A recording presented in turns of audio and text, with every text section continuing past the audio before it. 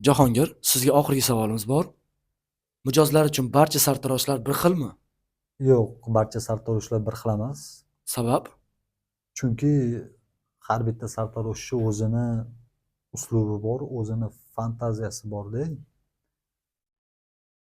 Mijozlar o'ylaydi, hamma sartarosh o'zimni sartaroshim deb o'ylaydida. Lekin unaqa emas.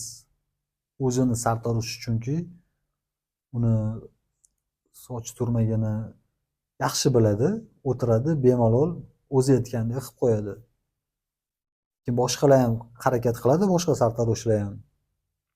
Ozgina yoki o'xshamay qolsa yoki boshqacharoq bo'lib qolsa, mijoz negativ o'ylab qoladi. Bu sartarosh bo'lmas ekan, o'tga boruvdim, to'g'ri kelmadi, yaxshi olib qo'ya olmadi. Shunaqa gaplar bo'ladi. Hamma sartaroshlar yaxshi.